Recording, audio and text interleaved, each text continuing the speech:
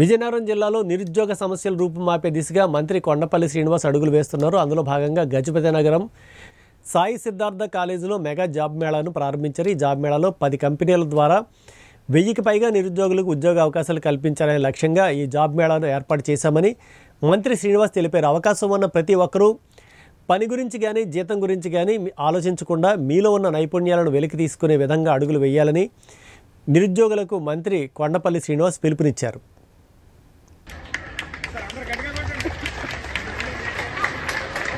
So మీ ఇంటి దగ్గరకు వచ్చి ఇక్కడికి వచ్చి జాబ్ మేళా పెట్టి 1000 మంది తీసుకోవడానికి రెడీగా ఉన్నారు. జాబ్ తీసుకోవడానికి మీరు రెడీగా ఉన్నారో మీరు ఫిక్స్ అవ్వండి. జాబ్ తీసుకొని ఎక్కడ పని కల్పిస్తే అక్కడ మీరు పని నేర్చుకోవడానికి వెళ్ళండి. మీరు అది శాశ్వతంగా అది ఉద్యోగం కాదు, ఇది ఓన్లీ కాంట్రాక్ట్ గా మీకు పని నేర్పించి సంవత్సరం మీకు నచ్చిన రోజులు సంవత్సరం చేస్తారా, 2 సంవత్సరాలు చేస్తారా, 3 సంవత్సరాలు చేస్తారా, పని చేసి తర్వాత మన ప్రాంతంలో ఇండస్ట్రీస్ వస్తే అప్పుడు ఇక్కడ మైగ్రేట్ అయ్యే అవకాశం ఉంటుంది. సో ఈ అవకాశం పెద్ద ఎత్తున మీరు యూటిలైజ్ చేసుకోవాలి. ఉదాహరణకు ఒక ఎగ్జాంపుల్ చెప్తాను, మీ అందరి భాషలు చెప్తాను, యువకులు కాదు మీరు అందరూ మీ భాషలు చెప్తాను. అదే మనం 40 లేదు సార్. నాకు తెలిసిన ఒక అబ్బాయి మ్యారేజ్ ప్రపోజల్స్ వచ్చాయి, చదువుకున్నాడు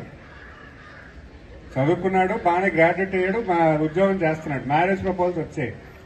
వాడికి ఫస్ట్ కోరికలు ఎలా ఉంటాయి, మాకు ఇలా ఉండాలి, అలాగుండాలని పెద్ద లిస్ట్ తయారు చేసుకున్నాడు.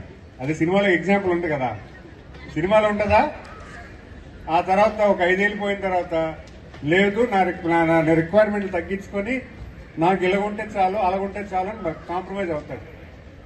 అలాగా ఇంకో 5 ఏళ్ళు పోయిన తర్వాత అక్కర్లేదు నాకు ఉద్యోగం వస్తే చాలు, అంటే పెళ్లి అయితే చాలు అనే కాన్సెప్ట్ లోకి వెళ్ళిపోతాడు.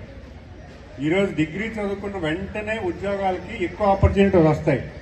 డిగ్రీ చేసి మీరు 4 ఏళ్ళ తర్వాత ఖాళీగా ఉన్నారనుకోండి, మిమ్మల్ని తీసుకోవడానికి ఇష్టపడరు. ఎందుకంటే డిగ్రీ చేసి చదువుకున్నప్పుడే మీలో ఉన్న